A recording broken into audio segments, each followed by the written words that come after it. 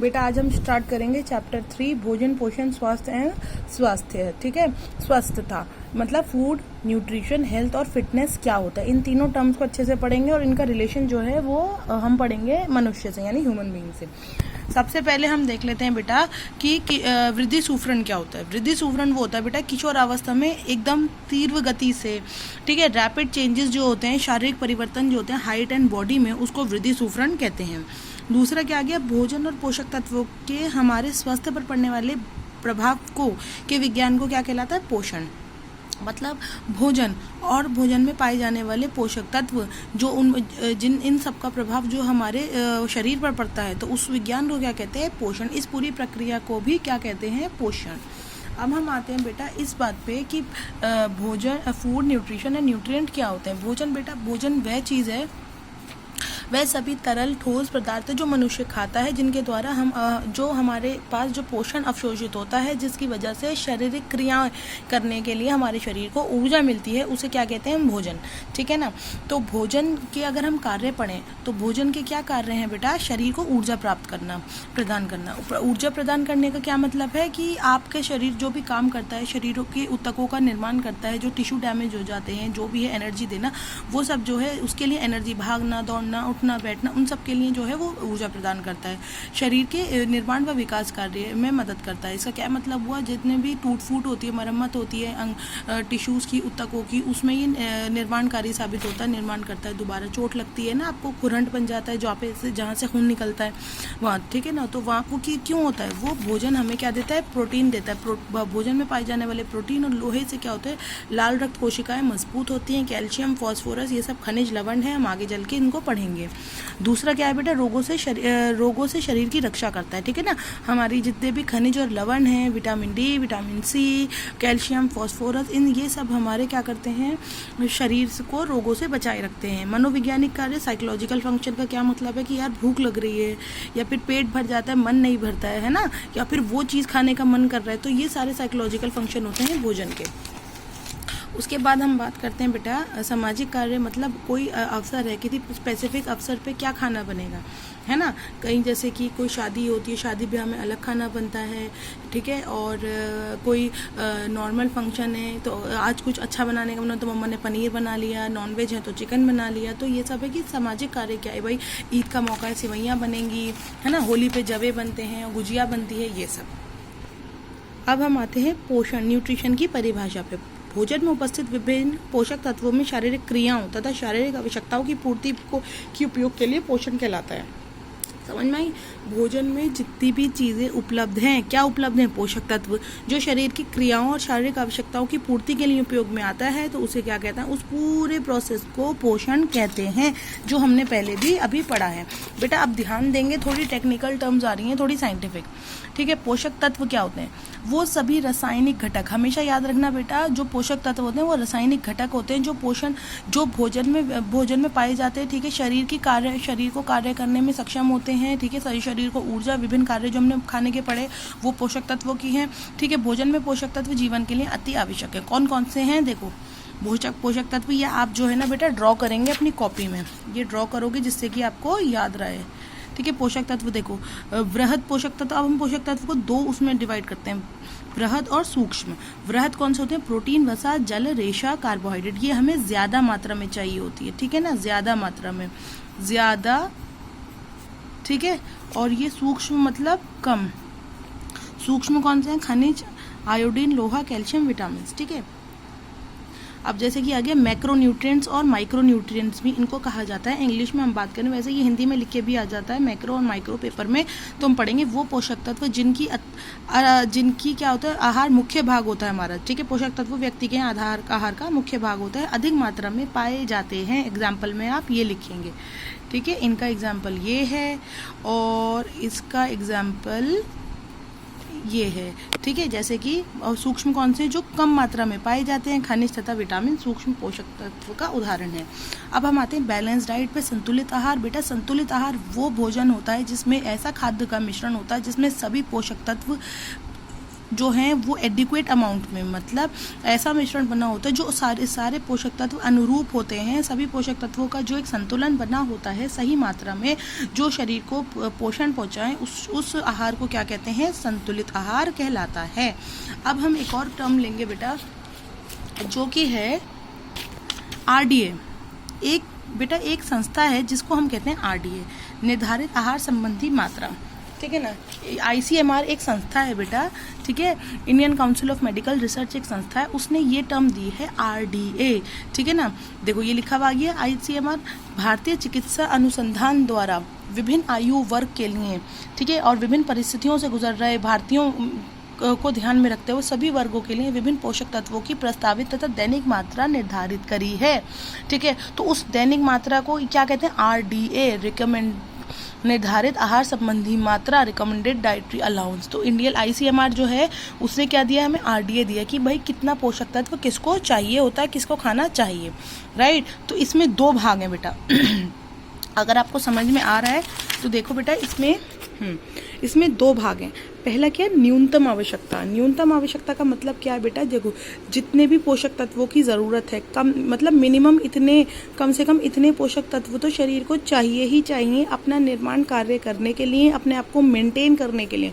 उस आवश्यकता को क्या कहते हैं, न्यूनतम आवश्यकता। समझ में आ रही है बात, ठीक है। न्यूनतम आवश्यकता मतलब RDA ने कहा है भाई इतनी मात्रा तो आपको चाहिए ही चाहिए हर पोषक तत्व की, जिससे कि आपके शरीर की जो नॉर्मल वैल्यू है, नॉर्मल आपकी मेंटेनेंस जो है वो हो सके, ठीक है। और प्रस्तावित मात्रा कौन सी है, प्रस्तावित मात्रा वो है कि न्यूनतम मात्रा में जब व्यक्ति की अवस्था के अकॉर्डिंग, ठीक है, अवस्था के अनुसार या शारीरिक आवश्यकताओं के अनुसार पोषक तत्वों की अतिरिक्त मात्रा जोड़ दी जाती है। इसका हम एग्जांपल लेंगे बेटा, जैसे कि एक नॉर्मल, आगे मैं टेबल दिखाऊंगी, एक एग्जांपल, रफली एक एग्जांपल लेते हैं कि एक नॉर्मल जो महिला है, ठीक है ना, वो जो है उसको आयरन चाहिए 28 मिलीग्राम्स, ठीक है।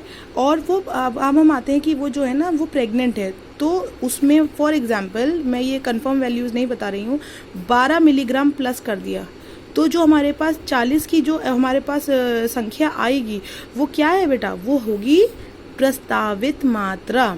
समझ में आ गई, प्रस्तावित मात्रा में मतलब न्यूनतम मात्रा में जब हम कुछ मात्रा जोड़ देते हैं तो उसको क्या कहते हैं, प्रस्तावित मात्रा, व्यक्ति की अवस्था या शारीरिक आवश्यकता के अनुसार, ठीक है बेटा।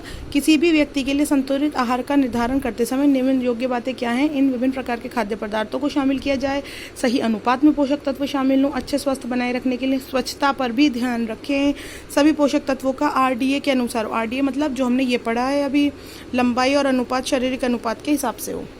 अब पोषण संबंधी आवश्यकताओं को प्रभावित करने वाले कारक कौन से होते हैं, ठीक है। एज मतलब आयु, इसका मतलब क्या, आप लोगों को फास्ट फूड, जंक फूड, थोड़ा किसी को स्पाइसी पसंद है, लेकिन अगर मैं वही खाना आपके दादा को या दादी को या नाना को बोलूं खाने को, वो नहीं खा सकते, राइट। या छोटे बच्चे को बोलूं, तो हर बच्चा मतलब जो एज ग्रुप है वो वैसा खाना खाते हैं अपनी एज के अकॉर्डिंग, ठीक है ना।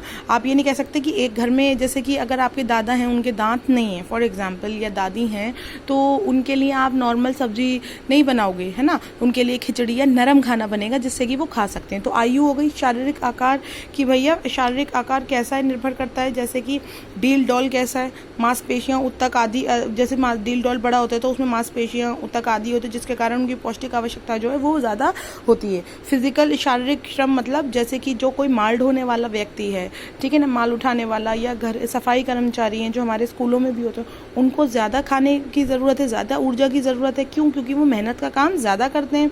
लिंग यानी जेंडर, आप लिंग के अनुसार खाते हैं कि जो उठाव पटक का काम है, जो मसल ज़्यादा होती है वो मेल्स में ज़्यादा होती हैं, पुरुषों में ज़्यादा होती हैं, तो वो उस तरीके से उनको उनकी ऊर्जा का स्तर ज़्यादा होता है एज़ कम्पेयर टू फीमेल्स। अब हम आते हैं बेटा जलवायु यानी क्लाइमेट। अब हम लोग ऑब्वियसली जो है क्लाइमेट के हिसाब से खाते हैं ना। सर्दी में तो क्या नाम है, गरम गरम चीज़ें अच्छी लगती हैं, और गर्मियों में ठंडी चीज़ें ज़्यादा खाना या पीना पसंद करते हैं। स्वास्थ्य, शारीरिक स्वास्थ्य कैसा है, कोई बीमारी विशेष वगैरह तो नहीं है, वो आएगा। विशेष शारीरिक अवस्था मतलब कुछ ऑपरेशन हुआ है या कुछ दुर्घटना के बाद ये चीज़ बंद है, वो सब आ जाएगा। इतना समझ में आया। अब हम आगे बढ़ते हैं। Health and fitness. हेल्थ क्या है? WHO ने क्या कहा है? स्वास्थ्य वह स्थिति है जिसमें शरीर न केवल रोग मुक्त होता है बल्कि शारीरिक, मानसिक, सामाजिक रूप से क्या होता है? सुरक्षित होता है और वो निरोग महसूस करता है। ये डेफिनेशन आप याद करेंगे, ये बहुत इंपॉर्टेंट है। स्वास्थ्य वह स्थिति है जिसमें शरीर केवल रोग मुक्त नहीं होता बल्कि शारीरिक, मानसिक, सामाजिक रूप से सुरक्षित होता है और वो अपने आप को निरोग महसूस करता है। ठीक है, अब हेल्थ के आयाम पढ़ते हैं, यानी स्वास्थ्य के आयाम। शारीरिक स्वास्थ्य कौन सा है कि भाई अच्छी नींद आ रही है, रोग प्रतिरोधक क्षमता अच्छी है, सजग और ऊर्जावान है, ठीक है, मजबूत हैं, आंखें चमकदार हैं, सब मतलब जितने भी डायमेंशन हैं वो आपके उसमें आते हैं। मानसिक तनाव नहीं है, मानसिक स्वास्थ्य का मतलब क्या, कोई तनाव नहीं है, भावनात्मक रूप से स्थिर हैं आप, दूसरों के प्रति अनुभूति का भाव है, मानसिक समर्थ हैं, कठिन परिस्थितियों को आप हैंडल करना जानते हैं, ये सब। सामाजिक हेल्थ कौन से स्वास्थ्य क्या होता है कि आप लोगों से अच्छा व्यवहार करते हैं, दूसरों के प्रति अपनी जिम्मेदारी समझते हैं, है ना, अच्छे से बात करते हैं, ये। और एक आता है अत्याधुनिक। तो 4 हमारे पास आयाम है स्वास्थ्य के, शारीरिक, मानसिक, सामाजिक और अत्याधुनिक। अत्याधुनिक का मतलब है दूसरों की मदद करते हैं, नैतिक मूल्य जानते हैं, ठीक है ना, और जो भी मतलब अपने अध्यात्म से जुड़े होता है। अब हमारे पास एक टर्म आती है बेटा, स्वास्थ्य फिटनेस। ठीक है ना, फिटनेस क्या होता है? शारीरिक पुष्टि से तात्पर्य मनुष्य के एक्सक्यूज मी उन गुणों से है जो उसे कठिन कार्यों को पूरा करने में समर्थ बताता है। मतलब कोई होता है ना कि अरे नहीं, मुझसे इतना नहीं ऊंचा चढ़ा जाएगा, मैं इतना कूद नहीं सकता या सकती, ठीक है ना। और कई लोग ज़्यादा छलांग मारते हैं, कहीं से कूदते हैं, उछलते। तो बेटा ये क्या है? ये शारीरिक पुष्टि होती है कि कोई वो काम कर सकता है, कोई नहीं कर सकता। तो कितनी पुष्टि है? सामान्य पुष्टि कितनी होती है? सामान्य स्वास्थ्य कितना होता है बेटा? General fitness. सामान्य स्वास्थ्य का तात्पर्य का व्यक्ति के अच्छे स्वास्थ्य, बेहतर कार्यक्षमता से है ना, कि अच्छा स्वास्थ्य। स्पेसिफिक विशेष स्वास्थ्यता का तात्पर्य है कि विशेष, जैसे कि कोई वेट लिफ्टर है, कोई रेस करता है, तो वो उसके हिसाब से अपने आप को, अपने शरीर को मेंटेन करेगा, तो वो उसके हिसाब से अपनी शारीरिक पुष्टि लाएगा। समझ में आई बात? अच्छा, फिजिकल फिटनेस के बेटा आपको ये फिजिकल एजुकेशन में भी काम आएगा। शारीरिक पुष्टि के घटक कौन से हैं? कार्डियोरेस्पिरेटरी इंड्योरेंस, मतलब कि आपके शरीर में जब ज़्यादा भागदौड़ होती है तो श्वसन प्रणाली, मतलब जो सांस लेने की, और जो दिल कितनी जल्दी पंप होता है, कितनी जल्दी सांस जो है आप ले पाते हैं, कितनी जल्दी सांस फूलता है, वो आ गया। मांसपेशियों की शक्ति, मसल स्ट्रेंथ, कोई भारी सामान उठा सकते हैं आप या नहीं, ठीक है। मस्कुलर एंड्योरेंस, कोई प्रेशर, थकान वगैरह के बाद कितनी जल्दी आप जो है प्रेशर महसूस करते हैं अपने शरीर पे, थकान महसूस करते हैं, ठीक है। शारीरिक रचना, मांसपेशियों की, आपकी अस्थियों की मतलब कैसी आपकी हड्डियां वगैरह, वो दर्शाता है, ठीक है। उसके अब पढ़ेंगे बेटा लचीलापन, कितनी फ्लेक्सिबिलिटी। देखते हो कि जो लोग योगा करते हैं वो ज़्यादा फ्लेक्सिबल होते हैं, अलग अलग तरीके के आसन कर लेते हैं, इसमें वो आएगा। संतुलन समन्वय, मतलब बैलेंस और कोऑर्डिनेशन आपका कितना है, ठीक है ना। जो ऐसे विभिन्न क्रियाएं जो चूज़ करते हैं, ठीक है ना, कोई अपने आप को बैलेंस करने का, जैसे जो जिम्नास्टिक वगैरह करते हैं उसमें बैलेंस करने की अपनी स्पेसिफिक फिटनेस पे वो गौर करते हैं, तो ये वो आएगा, ठीक है। शारीरिक तथा मानसिक पुष्टि के लाभ जो हैं बेटा, ये एक बार आप पढ़ लेंगे, ये बहुत जनरल हैं, अगर नहीं समझ में आता है फिर भी जस्ट इन केस आप मुझसे पूछेंगे। नेक्स्ट हम टॉपिक पर आते हैं, संतुलित आहार की योजना बनाने में आधारभूत खाद्य वर्गों का उपयोग। अब जो हमने ICMR पढ़ा है ना बेटा, और पीछे RDA पढ़ा है, ICMR ने क्या करा बेटा, खानों को जो है, जो हमारे विभिन्न प्रकार के खाने हैं, जैसे गेहूं, अनाज, फल, सब्जियां, ठीक है, दूध, ये मांस, अंडा, इन सब को ना वर्गों में डिवाइड कर दिया है, ठीक है। अब अगर हम ये डेफिनेशन पहले पढ़ेंगे, ले लेंगे, विभिन्न खाद्य पदार्थों में विभिन्न पोषक तत्व भिन्न भिन्न मात्रा में पाए जाते हैं। लगभग समान पोषक मानने वाले खाद्य पदार्थ को एक समूह में इकट्ठा करके जो एक वर्ग में प्राप्त होते हैं। मतलब देखो बेटा, जैसे खाने अलग अलग है ना, मैंने अभी बताया, उनसे मिलने वाले पोषक तत्व भी अलग अलग है ना। तो ऐसे खाद्य पदार्थ जिनसे हमें एक प्रकार के पोषक तत्व मिलते हैं, उनको हमने क्या करा, एक खाद्य वर्ग में कर दिया है, ठीक है। तो हमने क्या करा है, खाने को 5 खाद्य वर्गों में बांटा है। देखो किसने बांटा? ICMR ने। पहला कौन सा खाद्य वर्ग है बेटा? पहला है अनाज, खाद्यान्न और उनके उत्पाद। दूसरा दालें और फलियां। तीसरा दूध, मांस के उत्पाद, ठीक है। चौथा फल और सब्जियां, फ्रूट्स एंड वेजिटेबल। वसा और शर्करा, ये आ गया 5वां, ठीक है। अगर हम इसमें पढ़ते हैं तो बेटा इसमें मोटा मोटा यही लिखा है कि इस खाद्यान्न में 75% कार्बोज होता है, 12% प्रोटीन होता है। इसमें क्या क्या आता है? गेहूं, चावल, मक्का, बाजरा, रागी, सूजी, ठीक है ना। जितने भी कार्बोज युक्त है, कार्बोहाइड्रेट, जितने भी खाद्य पदार्थ से हमें कार्बोहाइड्रेट मिलता है। कार्बोहाइड्रेट क्या होता है बेटा? हमारी 75% ऑफ डेली रिक्वायरमेंट होता है खाने में, जो होता है हमारे कार्बोहाइड्रेट होता है। जितने भी रोटी से और आलू, ये सब हो गए, जितने भी स्टार्ची प्रोडक्ट्स होते हैं, जब आपको मैश करोगे ना तो वो हाथ पे चिपचिपापन लगेगा, उन सब में कार्बोहाइड्रेट होता है। तो 75% इस खाद्य वर्ग में क्या होता है, कार्बोहाइड्रेट। ठीक है, इसका बी पार्ट हम पढ़ते हैं रूट्स एंड ट्यूबर, जिसमें मैंने आलू की बात करी। ठीक है, इसमें क्या होता है बेटा, आलू, कचालू, शकरकंदी, टेपियोका, ये सब क्या होते हैं, जैसे कि और वो हो गया अरबी, ये सब क्या होती हैं, ये चिपचिपे पदार्थ होते हैं ना जब आप इनको मैश करते हो। ठीक है, और इसमें क्या होता है, लोहा तत्व, भोजन में अधिक मात्रा में कैलोरी, लोहा तत्व, बी समूह के विटामिन तथा रेशा इसी वर्ग में प्राप्त होता है। दूसरा आ गया दालें और फलियां। दालें और फलियों में कौन सा आ गया, मूंग, मसूर, चना, उड़द, राजमा, मोठ, ये सब आ जाता है। ठीक है, भारतीय शाकाहारी जो हैं वो मध्यम वर्गीय लोग जो हैं बेटा, वो इन्हीं से अपना पोषण प्राप्त करते हैं। और दालों में लगभग 25% प्रोटीन पाया जाता है, ये आप अंडरलाइन करेंगे बेटा। लेकिन इसमें जैविक मूल्य कम होता है। जैविक मूल्य क्या होता है, पहले मैं आपको वो समझाती हूँ बेटा। जैविक मूल्य वो होता है जैसे कि आपने कोई चीज़ खाई, उस चीज़ को खाने के बाद जो उसमें पोषक तत्व मिलता है, कितना ज़्यादा पोषक तत्व हमारी बॉडी उसको एब्जॉर्ब कर पाती है, उस चीज़ को जैविक मूल्य कहते हैं। ठीक है, जो दालों से प्रोटीन मिलता है ना, उसका जैविक मूल्य कम होता है कि उसको प्रोटीन जो है उससे दालों से मिलने वाला वो बॉडी हमारी कम एब्जॉर्ब कर पाती है। ठीक है, क्योंकि वो हजम करने में थोड़े जो होते हैं बेटा डिफ़िकल्ट होते हैं। ठीक है, शाकाहारी आहार में प्रोटीन प्राप्त करने का सबसे उत्तम सोर्स कौन सा है, सोयाबीन। दालों में 25% प्रोटीन है, सोयाबीन में कितना है, 40% प्रोटीन है।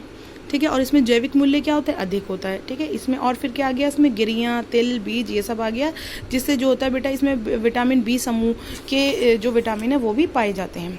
दूध और मांस के उत्पाद, ठीक है ना, दूध तथा दूध से बनने वाले उत्पाद कौन से हो गए, पनीर और जी खोया हो गया। दूध में लोहा तत्व तथा विटामिन सी को छोड़कर, ये अंडरलाइन करेंगे बेटा, ये बहुत इंपॉर्टेंट बात है। दूध में कौन से 2 पोषक तत्व नहीं पाए जाते, ये क्वेश्चन में भी आता है। लोहा तथा विटामिन सी को छोड़कर सभी पोषक तत्व उपस्थित होने के कारण इसको काफ़ी हद तक संपूर्ण आहार भी माना जाता है। कौन से 2 पोषक तत्व नहीं होते, लोहा और विटामिन सी।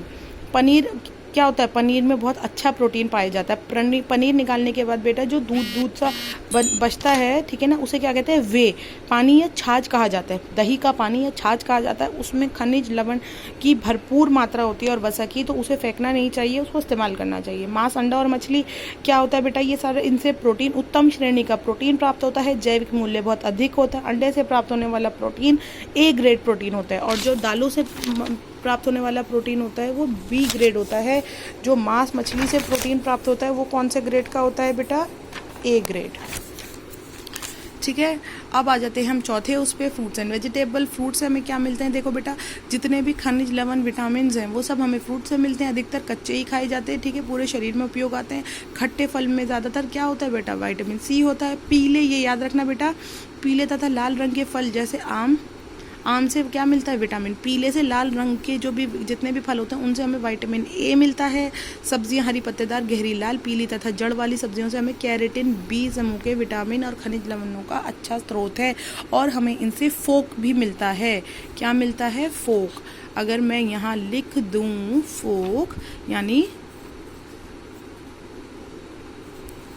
रफेज, ठीक है ना, रफेज मिलता है। जैसे कि कॉन्स्टिपेशन की शिकायत है तो कहते हैं ना डॉक्टर की फल और सब्जियां ज़्यादा खाइए, तो वो होता है फोक यानी रफेज। ये कॉमा है, कभी तुम आका डंडा समझ लो। अच्छा, 5वां क्या है, फैट्स एंड शुगर। वसा जो है, जितना भी मतलब वसा जो घुलनशील विटामिन भी होते हैं उसमें, ठीक है ना, इनसे हमें कैलोरी मिलती है। और भोजन खाए, ठीक है ना, तो फैट्स वो हो गया। और इससे ना हमें मतलब अगर जैसे आप तली हुई चीज़ ज़्यादा खाओ, कोई फल खाओगे तो वो जल्दी हजम हो जाएगा, और आप तली हुई चीज़ें खाओगे तो आपको ना ज़्यादा हैवीनेस फील होती है, ज़्यादा देर तक पेट भरा होता है, कुछ खाने की इच्छा नहीं होती है। तो ये सब वसा और ऑयल से होता है। और शर्करा यानी गुड़ वगैरह, चीनी, और चीनी से ज़्यादा अच्छा स्रोत क्या है, गुड़, क्योंकि गुड़ में क्या होता है, लोहे का अच्छा स्रोत है। ठीक है, ये खाद्य वर्ग आ गए, इसको आप अपनी बुक में रीड लगाएंगे, वही है जो हमने पीछे एक्सप्लेन करा है। ठीक है ना, ये सारा वही है। ये आप याद रखेंगे कि कार्बोहाइड्रेट से 4 किलो कैलोरी ऊर्जा मिलती है, प्रोटीन से 4 किलो कैलोरी, और सबसे ज़्यादा वसा से 9 किलो कैलोरी ऊर्जा मिलती है। ये आप जो है याद रखेंगे पॉइंट्स में। ठीक है, और ये फूड पिरामिड है आपके पेज नंबर 60 पे, ये आप बनाएंगे अपनी कॉपी में। ड्रॉ मैंने लिखा हुआ, ये इंपॉर्टेंट है, पेपर में आता है। अब वीडियो बेटा बहुत लंबी हो रही है, ठीक है ना, आप जो है इसमें एक बार ये रीड लगा लेंगे। जो मैंने पीछे का पढ़ाया है ये वही है कि सबसे पहले जो है अनाज आता है, उसके बाद जो है दालें फलियाँ आएंगी, ठीक है, उसके बाद जो है क्या नाम है ये फल सब्जियाँ आएंगी। अब यहाँ पर जो है दूध मीट वगैरह आएगा, इसमें वसा और शक्कर आएगा, वही है ये सब, ठीक है ना। एक बार आप रीड लगाएंगे। वीडियो लंबी हो रही है, यहाँ से मैं सेकेंड पार्ट इसका बनाऊँगी। ओके।